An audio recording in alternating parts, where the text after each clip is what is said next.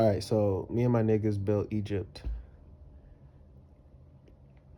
We're from America, and we've been gaslit into believing a lot of stories and narratives that aren't true. But as we come back into the truth, we can share the truth. So yeah, I was part of the crew that built Egypt. Me describing it to you guys as a story doesn't really do anything for me. So instead, what I'm going to do is show you the mathematics behind how it works, and then you can do whatever you want with them because you could do everything with them. So the mathematics that exist in like the American textbooks and the American schools right now only deal in decimal, and they always use decimal. And they skip right over geometry, which is crazy. And so most people aren't going to understand what this is, but this is everything you need to know in order to build a pyramid. And I mean in the literal.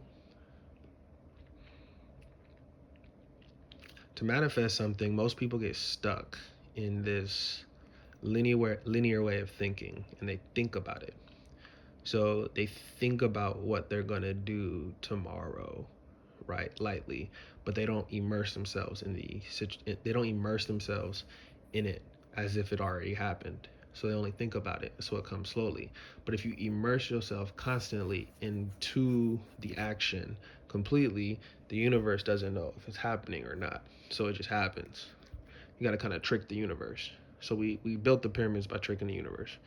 But really, I mean, that's like a light way of explaining it. Really, it is you trick your body, or you trick the electricity into folding back into itself and becoming magnetism, right? And so there's a couple like theorems that are encoded. Some people have seen the I Ching. If you're astute, you'll know this is binary code 2n. This one up here, the Triforce. Shout out to Zelda and them boys. Um, but that's 3n. So you take 2n, you take 3n, you combine them, you find the patterns, you find the intersections, and you can create energy that way. You could use a cube model, right?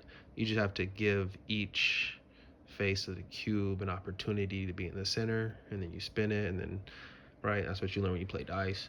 This is the multiplication table, 8 by 8, the chessboard, the checkerboard, the DNA codons, right?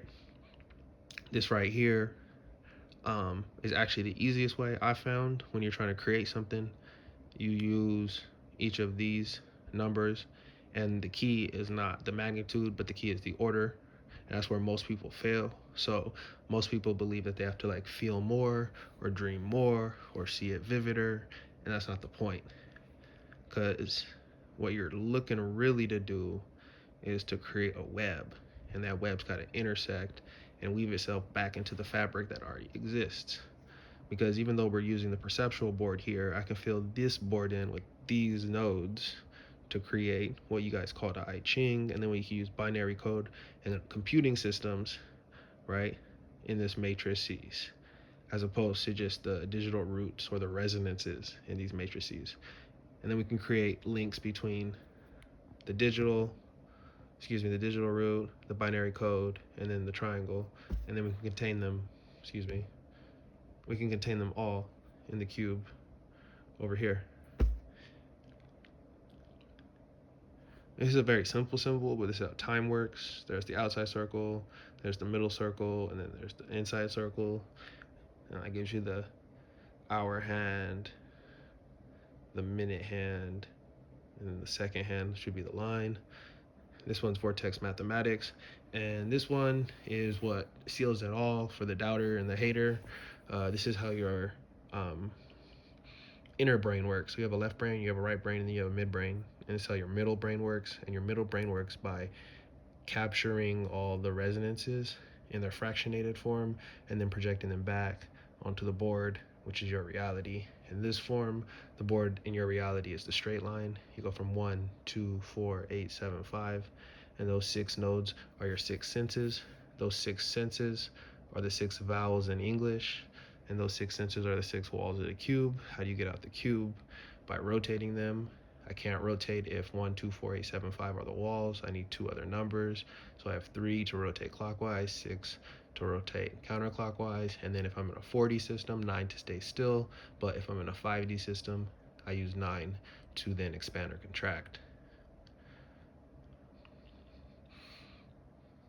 this is how your brain works. Seen in the game of chess, seen in binary code, seen in video games, all called holography. All of it is holographic, but when you don't have the vernacular or the images in your own mind to explain it, you're going to call it simulation. You're going to listen to Elon Musk, and then he'll continue to get harvested.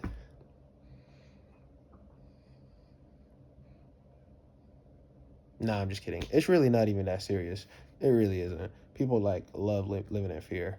Once you're in fear, you get harvested though. But you could just be neutral and learn how to create your own reality. Now, most of the time when I tell people that they're in control of their own reality, they run away from it because they're not ready yet, and they're either not ready consciously or not ready subconsciously.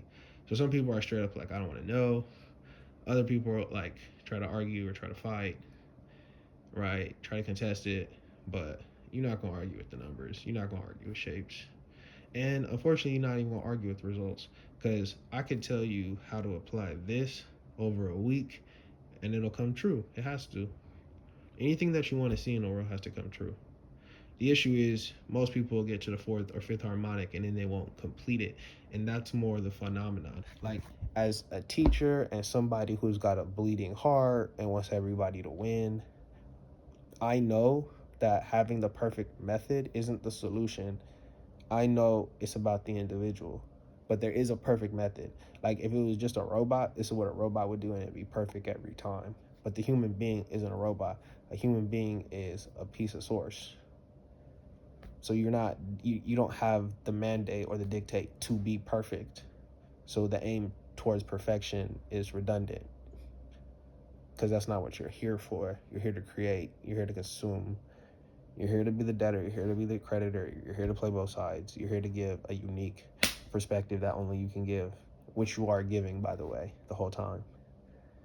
And when you die, you still give it. Anyway, that's how we built the pyramids. We trained our mind in a certain way so we could perceive magnetism. You organize magnetism a little bit differently than you organize electricity. And then when magnetism decays into electricity, we all know it does, right? When magnetism decays into electricity, then it forms a certain way. And then anything that's formed the other way, so a lot of things are formed electrically by man. If you use the magnetic approach, woman's approach, to create from the magnetism, then anything that man creates, God can't destroy. Anything that man creates can't be used to destroy things that God creates. That's why y'all haven't destroyed the pyramids, because they're magnetic. So anything you use physical, no matter where it is, if it's spinning in that direction of electricity, it can't touch the pyramids.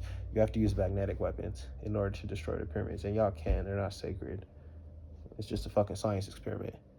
It's just proof. We had to prove to ourselves that the earth was holographic. And we did. So that is what it is. We the original American Indians. But we're not even them niggas. We the Eternals. We know who we is, and there's a lot of us. There's a lot of us. Anyway, love and peace and love. I'll see y'all later. Adios.